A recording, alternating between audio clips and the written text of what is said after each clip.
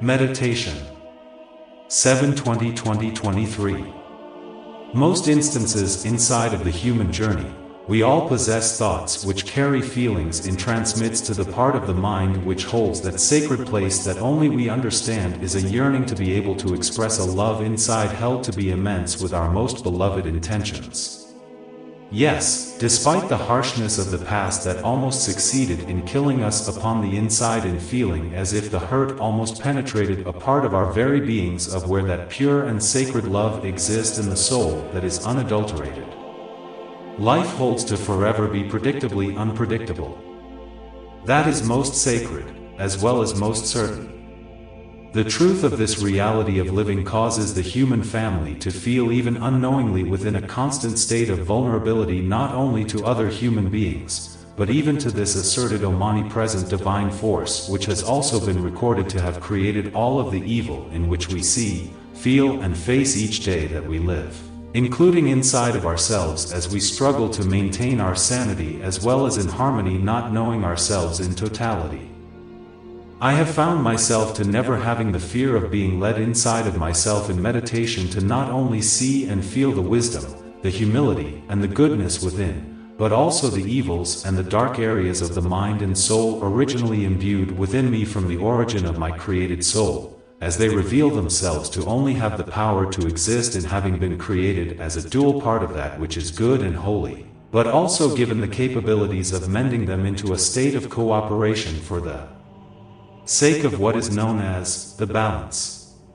We strive in trying to gather the information, the intelligence to find a balance and therefore of how to coexist with two major opposing living entities that were created indirectly to oppose one another, as they live inside of us sometimes being successful in tearing us apart upon the brink of insanity as we know it according to our limited sphere of information rather flawed or absolute.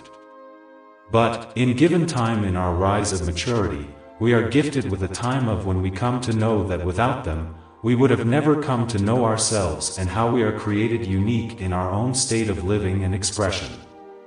Within all of this conflict and therefore peace within, there is a love inside which screams to be heard because it has a tendency to feel as though it needs to be embraced, accepted, nourished, admonished, or even cared for, as this only reveals an innocence that is terribly enabled to be easily harmed, even torn into pieces internally, but never destroyed. Due to love never being able to be destroyed, many suffer the plight of a healing journey in which for many never ends until their physical deaths, and thus, they spend the rest of their time upon this earth existing within a state of non-existence because of having utilized that ever so pure love upon a delinquent soul. It is beyond compare this voyage titled, existing within a state of being known as love and cruelty. It is a place holding plenty of truths, lies, joys, pains, tears, regrets, happinesses and terrible tragedies said to still possess a necessity for a greater meaning as many may never come to know unconditionally because of the effects of the past traumas never understood and therefore healed. Unresolved matters never investigated because of selfish and cruel souls that feed upon the pain of their victims. Despite what this experience has to offer and attack us with the assertion to build us up to that sacred place some may never perceive, one must remain moving forwards in time come to realize that to remain in stillness and to allow what is in store for you, will reveal itself without our own flaw of thinking and feeling that we have what is sacred, figured out with our limited and therefore tainted knowledge of the past which was accumulated with our pains as times of sorrows as well as the difficult times of learning letting go. We tend to wither ourselves into a dark and mystical cloak in desiring the living journey to either get more kind, or for it to end altogether even without being certain of what is next to come. But, in truth, there has forever been only one beginning. The beginning in which includes us all in spite of our education of us being different and yet, unique. All of us, pertaining to humanity as what is understood as a whole. There is no starting over again, but only a continuation of the same beginning state. We never in fact, die. But, we live each day, each moment to only die to that which causes death within. There are no endings. Each experience is an important representation of the whole. I find that living can easily be perceived as a difficult function because of mankind being broken after breaking itself from his and her own state of humanity, creating a society which is populated with hurt and unhealed human beings who are in many forms victims of other human beings' immorality. The religious world asserts that it has a divine assignment. An assignment that they assert to already come to know, in which defeats the entire purpose of the venture. In the personal journey, one comes to understand what one has forever always known. And that is, we come into this living experience alone. We come to understand that we live it alone, and when the last day comes, despite who is in our presence, rather it be our bedside, we pass on alone. We are in reality which is created to be complex, that the facts of the resolve will be effective when this state has passed.